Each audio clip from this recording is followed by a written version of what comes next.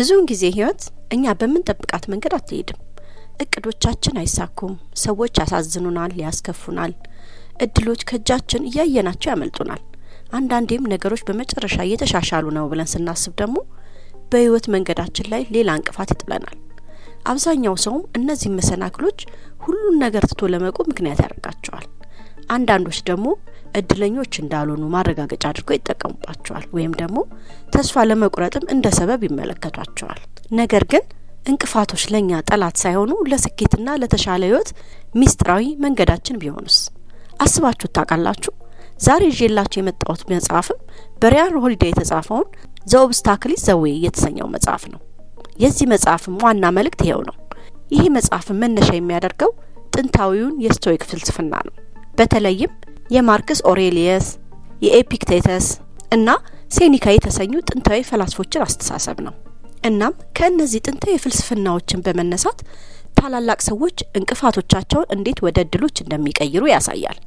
በዛውም አንባቢያንም ፈተናዎቻቸውን ወደ ግላዊ እድገትና ስኬት እንዴት መቀየር እንደሚችሉም ያስተምራል። መጽሐፉም የሚያስተምረው መሰናክሎች መንገዳችንን የሚዘጉ ነገሮች እንዳልሆኑና ይልቁንስ እነሱ መንገዶች እንደሆኑ ነው። በሌላ አገላለጽም እያንዳንዱ የሚያጋጥሙን ችግሮች በውስጣቸው የትላልቅ እድሎች ዘር ይይዛሉ ይላል። ዋናው ነገር ግን ያንን እንዴት ማየት እንዳለብን ከተማርንና ለዛ ምላሽ ከሰጠንና ከዛ ከተነሳን ብቻ ነው የምንጠቀመው ይላል። ይሄ መጽሐፍ በአትሌቶች፣ በስራ ፈጣሪዎች፣ በአርቲስቶች እንዲሁም በልዩ ልዩ ታላላቅ ስኬት ላይ የደረሱ ሰዎች ህይወትን በሌላ አቅጣጫ ለማየት የረዳ መጽሐፍ ነው።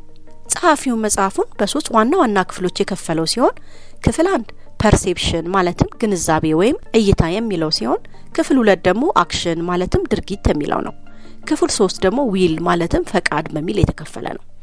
ጸሐፊውም እነዚህ ሶስት ሀሳቦች ማለትም ግንዛቤ፣ ተግባርና ፈቃድ እናንተ ከችግሮቻችሁ ወደ ጥንካሬና ስኬታማነት እንድትለወጡ ማሰልጠን ያለባችሁ ሶስት ጡንቻዎች እንደሆኑ ይናገራል። ስለዚህም ከመጀመሪያው ክፍል ስንጀምር ክፍል 1 ፐርሴፕሽን ማለትም ግንዛቤ የሚለው ሲሆን ይሄም በውስጡ ወደ 11 ምዕራፎችን ያቀፈ ነው። የመጀመሪያው ምዕራፍ ዘ ዲሲፕሊን ኦፍ ፐርሰፕሽን የሚል ሲሆን ይህም ግንዛቤ ምን ማለት እንደሆነ የሚያብራራበት ነው። እዚህ ላይ ጸሐፊው ስለ ማስተዋል ምንነት ያወራል። በህይወቱ ስትኖሩ ብዙ መሰናክሎች ያጋጥሟቸዋል። እነዚህም ፍትሃዊ ወይም ኢፍትሃዊም ሊሆኑ ይችላሉ።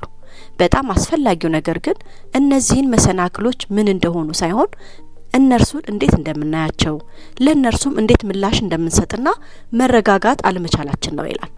ብዙ ጊዜ ለችግሮቻችን በስሜታዊነት ምላሽ እንሰጣለን፣ ተስፋም እንቆርጣለን፣ እናም አመለካከታችንንም እናጣለን።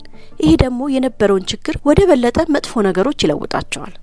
ስለዚህም በእያንዳንዱ እንቅፋቶቻችን፣ መሰናክሎቻችንና ችግሮቻችን ውስጥ ሁሌም እድልን ለማየት መማር አለብን ይላል ጸሐፊው። እናም ልትቋቋማቸው የማትችሉት የሚመስላችሁ ችግሮችና መሰናክሎች ሲያጋጥሟችሁ ማስታወስ ያለባችሁ ጥቂት ነገሮች አሉ ይላል። እነሱንም በምዕራፍ ከፋፍሎ አስቀምጧቸዋል። እነሱንም በዝርዝር ስናይ ሁለተኛው ምዕራፍ ላይ ሪኮግናይዝ ዩር ፓወር የሚለው ነው። ይህም ማለት ኃይላችሁን ማወቅ ስለሚለው ሀሳብ የሚያወራው ነው። ሁሌም በምንም አይነት ሁኔታ ውስጥ ብትሆኑ በመጀመሪያ ማወቅ ያለባችሁ መቼም ሙሉ በሙሉ አቅም የሌላችሁ እንደማትሆኑ ነው ይላል ጸሐፊው። እናም ለእያንዳንዱ ሁኔታዎቻችሁ ምን ማድረግ እንዳለባችሁ የምትወስኑትም ራሳችሁ ናችሁ። ያም ማለት ችግራችን ወይም መሰናክላችን የሚሰብረን እንዲሆንም ሆነ እንድንቋቋመው የምንወስነው እኛ ነን ይላል። እናም ለዛ ሁኔታ ያለንን ፐርሴፕሽን ማለትም ግንዛቤያችንን ብቻ ነው ሙሉ ለሙሉ የምንቆጣጠረው ብቸኛው ነገር ይላል። የምንቆጣጠራቸው ነገሮችም አመለካከታችንን፣ ምርጫዎቻችንንና ምላሾቻችን ናቸው ይላል። ይህንንም ማወቅ ህይወትን የሚቀይር ትልቅ ነገር ነው። ሁልጊዜ በራሳችሁ ላይ ቁጥጥር እንዳላችሁ ስትገነዘቡ ውጫዊ ትርምስ ብዙም አያሰጋችሁም ይላል። ጸሐፊውም ሁኔታዎች በራሳቸው ጥሩ ወይም መጥፎ ሊሆን አይችሉም፣ ነገር ግን እኛ ለዛ ነገር እንደ ሰው የምንሰጠው ግንዛቤና ፍርድ ነው ያንን ነገር መጥፎም ወይም ጥሩ የሚያደርገው ይላል። ታላቁ ሼክስፒርም እንዳለው nothing either good or bad but thinking makes it so ይላል። ይህም ማለት ምንም ጥሩም ሆነ መጥፎ የሚባል ነገር የለም፣ ግን የኛ እሳቤ ነው ያንን የሚያደርገው እንዳለው ማለት ነው። በቀጣይም ጸሐፊ የሚያብራራቸው ምዕራፎች ደግሞ steady your nerves እና controlling your emotions የሚሉት ናቸው። ይህም ማለት ነርቮቻችሁን ስለማረጋጋትና ስሜታችሁን ስለመቆጣጠር የሚያወራበት ነው። ብዙ ጊዜ ከፍተኛ ግብ ስናቅድ በዛው ልክ ግፊትና ጭንቀቶች ከጉዞ ጋር አብረው ይመጣሉ። እነዛም ነገሮች ሊያግዱን ሊያስፈራሩን ይችላሉ። እናም ከመጠን በላይ መጨናነቅ ሊያጋጥመን ይችላል። የቱንም ያህል ትክክለኛም ሆነ ትክክለኛ ያልሆነ አደጋ ውስጥ እንደሆነ ሲሰማን ጭንቀት በደመ ነፍስ ምላሽ እንድንሰጥ ያደርገናል። ማስታወስ ያለባችሁ በሁሉም ሁኔታ ውስጥ ሁሉ ጊዜ የተቃውሞ ምላሽ አለ፣ ማለትም ማምለጫ መንገድ ማለት ነው። ስለዚህ ሁሌም በዛ ነገር ውስጥ ራስን ለማሰር ምንም ምክንያት የለም ይላል። ወደድንም ጠላንም ችግሮችና መሰናክሎች ስሜታዊ ያደርጉናል። ነገር ግን ከእነሱ የምንተርፍበት ወይም እነሱን የምናሸንፍበት ብቸኛው መንገድ እነዚያን ስሜቶቻችንን መቆጣጠር መቻል ነው ይላል። አንድ የሚሰማችሁ ስሜት ያላችሁበትን ሁኔታ ወይም ችግራችሁን ሊለውጥ ካልቻለ ያ ስሜት የማይጠቅም ስሜት ማለት ነው ይላል። ምናልባትም አጥፊ ስሜት ማለት ነው። ይሄ ማለት ስሜት አይሰማችሁ ማለት አይደለም። ያንን ማድረግም አይቻልም። ነገር ግን እውነተኛ ጥንካሬ ያለው በቁጥጥሩ ውስጥ ነው ይላል። እናም ናሲም ታሌብ እንዳስቀመጠው የአንድን ሰው ስሜት መቆጣጠር ማለት ስሜቱን እንደሌለ ማስመሰል ማለት አይደለም። ነገር ግን በተከታታይም ራሳችንን ጥያቄ መጠየቅ ነው ይላል። ይሄም ማለት ይሄ ጉዳይ ላይ አሁን መጨነቅ አለብኝ የለብኝም የሚለውን ጥያቄ ለራሳችሁ መጠየቅ ነው። መረጋጋት ትልቅ ኃይል ነው። መሰናክሎች በሚፈጥሩት ጊዜም አብዛኛው ሰው ይደነግጣል ወይም ስሜታዊ ይሆናል። ይሄም ችግሮቹን ከሆኑት የበለጠ መስለው እንዲታዩ ያደርጋቸዋል። እዚህ ላይም ጸሐፊው በችግሮቻቸው ጊዜ ጠንክረው መቆም የቻሉ መሪዎችን እውነተኛ ታሪኮች ይጠቅሳል። ይህንን የሚያደረጉት በችግሮቻቸው ጊዜ መሬት ረግጠው ለመቆም ራሳቸውን ስላሰለጠኑት ነው ይላል። ፈላስፎቹም የሚያስተምሩት ስሜቶቻችንን ስለማመቅ ሳይሆን ስሜቶቻችንን እውቅና ስለመስጠት፣ ነገር ግን በእነርሱ ቁጥጥር ስር ግን ለመሆን ፈቃደኛ ስላለመሆን ነው ይላል። ወደ ቀጣይ ምዕራፎች ከመሄዳችን በፊት ደግሞ እዚህ ጋር ላነሳላችሁ የምፈልገው ነገር ሁላችንም በህይወታችን ልናሳካው የምንፈልገው ነገር እንዳለ ይታወቃል። ነገር ግን ያንን ፍላጎታችንን እንዲሁ በአይምሮአችን ይዘን ነው ያለነው ወይስ ለመተግበር ግብ አስቀምጠን እየሰራንበት ነው? ይህንንም ያነሳውላችሁ ህይወታችሁን በግብ ለመምራት ካሰባችሁና የዚህንም አመት ግብ ሳታወጡ በመወላወል ላይ ካላችሁ እናም ግብ እንዴት ላውጣ ብላችሁ ካሰባችሁ ስለ ግብ አወጣጥ የተዘጋጀ በቀላል አማርኛ የተጻፈ መመሪያ እንዲሁም ለግብ መከታተያ የሚረዳችሁ መከታተያ ቅጽ አብሮት ያለው በስልካችሁ ማንበብ የምትችሉትና የግብ መከታተያ ቅጹንም ፕሪንት አድርጋችሁ የምትጠቀሙበት በየቡና ገጽ ላይ አዘጋጅተን ያቀርብንላችሁ መሆኑን ለመግለጽ እወዳለሁ። አውርዳችሁ ተጠቀሙበት፣ ታተርፉበታላችሁ።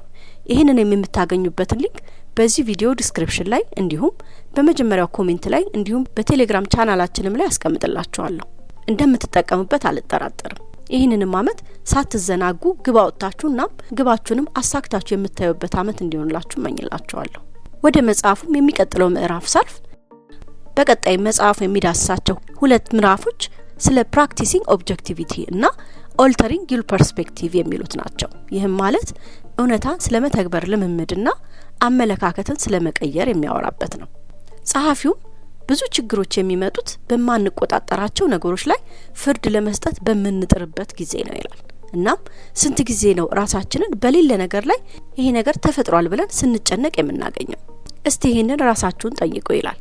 ይህንንም ለማለፍ ራሳችንን ማለማመድ እንችላለን ይላል። ለምሳሌ አሁን ያላችሁበትን ሁኔታ ወሰዱትና በእናንተ ላይ ይሄ ነገር እንዳልሆነ አድርጋችሁ አስቡት። እናም ይሄ ነገር እናንተ ላይ ያመጣው ምንም ነገር እንደሌለና ለእናንተ ምንም አስፈላጊ ነገር እንዳልሆነ አድርጋችሁ አስቡት። በዚህ መንገድም አንድ ያላችሁበት ሁኔታ ከእናንተ መለየት ስትችሉና ያንንም ነገር በአዲስ አቅጣጫ መመልከት ስትጀምሩ ነው ሁኔታው በእናንተ ላይ ኃይሉን የሚያጣው ይላል። ያም ማለት ችግሮቻችሁን ከናንተ ዲታች ማድረግ ማለት ነው። ማስታወስ ያለባችሁ እኛ ሁሉ ጊዜ ችግሮችን የምንመለከትበትን እይታ እንመርጣለን። እንቅፋቶቻችንን ወይም ችግሮቻችንን ራሳችን መለወጥ አንችልም። ነገር ግን ለችግሮቻችን ያለንን አመለካከት ግን መለወጥ እንችላለን። በአንድ ሁኔታ ፊት እኔ ብላችሁ ራሳችሁን ማስቀመጥ ከፈለጋችሁ ያ የእናንተ ምርጫ ነው። ይሄም እናንተን ከችግራችሁ ጋር እንድታያይዙት ያደርጋችኋል። ከዛም ችግሩን ብቻውን ማየትና የተለየ እይታ ሰጣችሁ ወደ ድል መቀየር ግን ይሳናችኋል ይላል።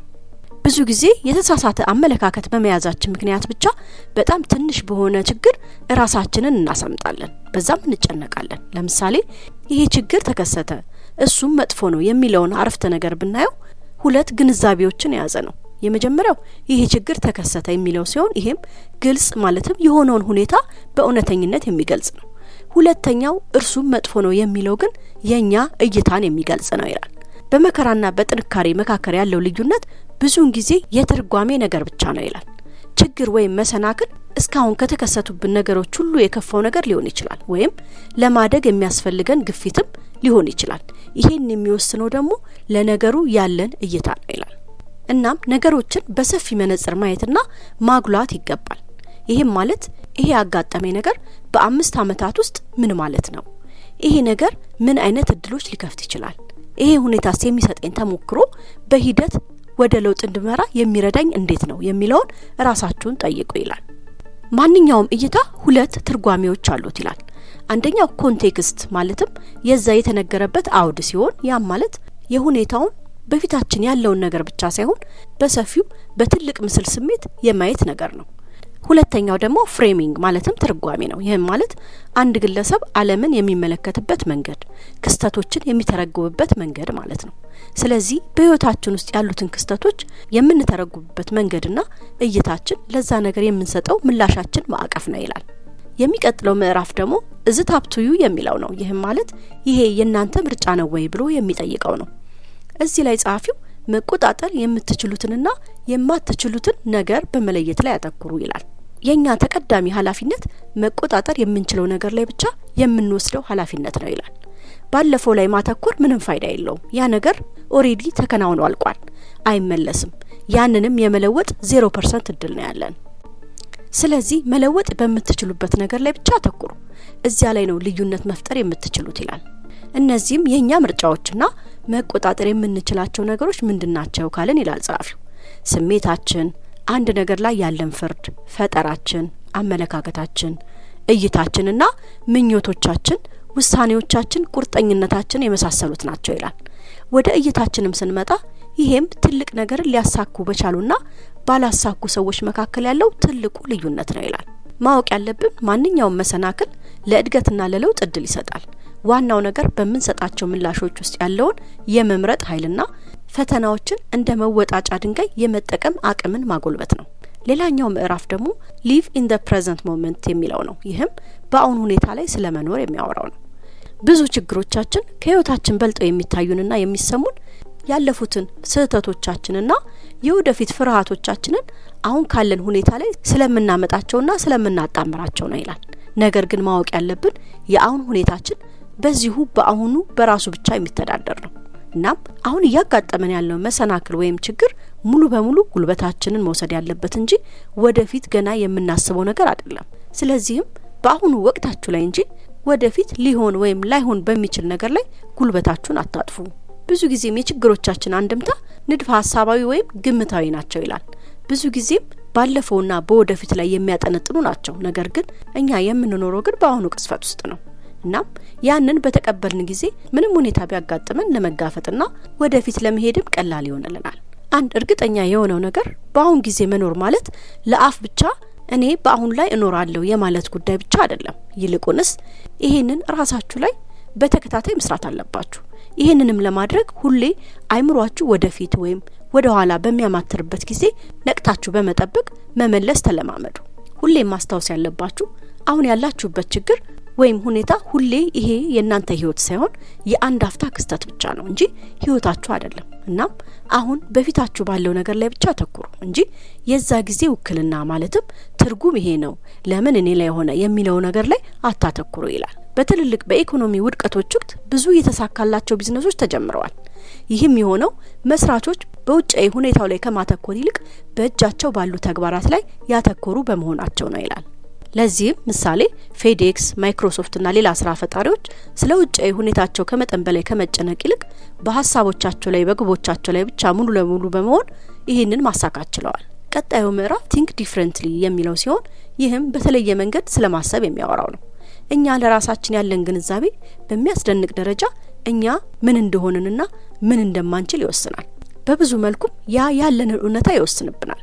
ከዓላማችን በላይ መሰናክሉን ወይም ችግሩን ስናምን የትኛውም እንደሚያሸንፈን እርግጥ ነው። እያንዳንዱ ታላላቅ ስራ ፈጣሪ፣ አትሌት ወይም ታላላቅ መሪ የሚያደርገው ቀላል ነገር ቢኖር ችግራቸውን ከሌላው በተለየ መልኩ መመልከት መቻል ነው። እንቅፋቶች አዳዲስ ነገሮችን እንድንፈጥር ያስገድዱናል። ይሄም ማለት ነገሮች ቀላል ቢሆኑልን ኖሮ ፈጽሞ የማናስባቸውን መፍትሄዎች እንድንፈልግም ይገፋፉናል ማለት ነው ይላል። ቀጣዩ ምዕራፍ ደግሞ ፋይንዲንግ ዘ ኦፖርቹኒቲ የሚለው ነው። ይህም ማለት እድሎችን ስለመፈለግ የሚያወራው ነው። በዚህ ምዕራፍ ላይ ጸሐፊው የማይታለፉ መሰናክሎች ወይም እንቅፋቶች ከእንቅፋትነታቸው ይልቅ እንደ እድል አድርጎ የመመልከት አስፈላጊነትን ያነሳል። እዚህም ላይ የተለያዩ ታሪካዊ ምሳሌዎችን ይጠቅሳል። ይህም የሚመጣው ስሜታችሁን ከተቆጣጠራችሁ በኋላና ተጨባጭ ነገርን በማየት ጠንክራችሁ መቆም ስትችሉ ነው ይላል። ያኔም ቀጣዩ ደረጃ አይምሯችሁ ያላችሁበትን መሰናክል ሳይሆን በውስጡ ያለውን እድል መመልከት ትጀምራላችሁ። ያን ጊዜም ችግራችሁ ጥቅም እንጂ መከራ ሆኖ አይታያችሁ። ይህንን እንዳናይ የሚያደርገን ዋነኛ ጠላታችን ደግሞ ለአንድ ሁኔታ ያለን አተያይና ግንዛቤ ነው። ልክ ያንን መለወጥ ስንችል ሁሉም ነገር ሲገለበጥ ታዩታላችሁ ይላል። የዚህም የመጀመሪያው የፐርሴፕሽን ክፍል የመጨረሻው ምዕራፍ ደግሞ ፕሪፔር ቱ አክት የሚለው ነው። ይህም ማለት ለመተግበር ተዘጋጅ የሚለው ማለት ነው። አንዴ ግልጽ ግንዛቤ ካገኛችሁ ቀጣዩ ሂደት ቆራጥ እርምጃ መውሰድ ነው። በዚህም ጊዜ በትክክለኛ አስተሳሰብ የተሰላ ሪስኮችን መውሰድ፣ አቅም የሚፈጥሩ መሰናክሎችም በድፍረት መቀበልም አስፈላጊ ነው። ይህ ማለት ግን የችግሮችን ክብደት ማቃለል ሳይሆን በጠራ አይምሮና በተረጋጋ ሁኔታ ፊት ለፊት መጋፈጥ ማለት ነው ይላል። በድፍረት መቀበል ማለትም የሚከሰቱትን አደጋዎችና እውነታዎች ብትረዱም እርምጃ መውሰድ መቻል ማለት ነው። በግዴለሽነት እድሎችን ከመውሰድ ይልቅ በመረጃ ላይ የተመሰረተ ውሳኔ ማድረግ አስፈላጊ ነው። ያም ማለት ችግሮቹን በትኩረት ከገመገማችሁ በኋላ ለድርጊት ዝግጁ መሆን ማለት ነው። አስተውለን ካየናቸው ችግሮች እኛ እንደምናስበው ብዙ ጊዜ በጣም መጥፎ አይደሉም። ይልቁንስ መጥፎ የሚሆኑት መጥፎ ይሆናሉ ብለን ባሰብናቸው መጠን ነው ይላል። የሰው ልጅ ሊያደርገው የሚችለው ትልቁ እድገት በጣም መጥፎውን ነገር መቼም ቢሆን ክስተቱ እንዳልሆነ መገንዘብ መቻል ነው ይላል። ይበልጥ ግልጽ የሆነ አይምሮ ለተረጋጉ የሚሰሩ እጆች ይሰጣል። እናም እነዚያ እጆችም ወደ ስራ መግባት አለባቸው። እኔም በዚህም የዚህን ዘ ኦብስታክል ኢዝ ዘ ዌይ የተሰኘው መጽሐፍ የመጀመሪያ ክፍል ስለ ፐርሴፕሽን ያወራበትን ቪዲዮ በዚሁ ላብቃ። በቀጣይ ክፍል 2 እና 3ን ይዤላችሁ የምመጣ ይሆናል። በዚሁም እንደገና ላስታውሳችሁ የምፈልገው ህይወታችሁን በግብ መምራት ካሰባችሁና የዚህንም አመት ግብ በትክክል ሳታወጡ ካለፋችሁ ወይም እንዴት መሳካት የሚችል ግብ ማውጣት እችላለሁ ብላችሁ ራሳችሁን ከጠየቃችሁ ቀለል ተደርጎ በአማርኛ ያዘጋጀነው የግብ አወጣጥ መመሪያ እንዲሁም ከመከታተያ ቅጹ ጋር በየቡና ዌብሳይት ላይ ታገኙታላችሁ። ዳውንሎድ አድርጋችሁ በስልካችሁም ተጠቀሙበት። ይሄንን መመሪያ የምታገኙበትን ሊንክ ዲስክሪፕሽን ላይ አስቀምጥላችኋለሁ። እንዲሁም ኮሜንቱ የመጀመሪያ ቦታ ላይምና ቴሌግራማችን ላይም ታገኙታላችሁ። እንደምትጠቀሙበት አልጠራጠርም። ይሄም አመት ግባችሁን አላማችሁን የምታሳኩበት አመት እንዲሆንላችሁ እመኝላችኋለሁ። ይሄንን ቪዲዮ ከወደዳችሁት ላይክ እና ለብዙ ሰዎች እንዲደርስ ሼር እንድታደርጉት በማክበር ጠይቃለሁ። የቴሌግራም ቻናላችንንም ተቀላቀሉ። ሌላም እንድሰራላችሁ የምትፈልጉት የመጽሐፍ ሪቪው ካለ ኮሜንት ላይ አስቀምጡልኝ። ቻናላችንን ሰብስክራይብ በማድረግ ቤተሰብ ይሁኑ። በቀጣይ ቪዲዮም እስከምንገናኝ ድረስ ሰላም ሁኑልኝ።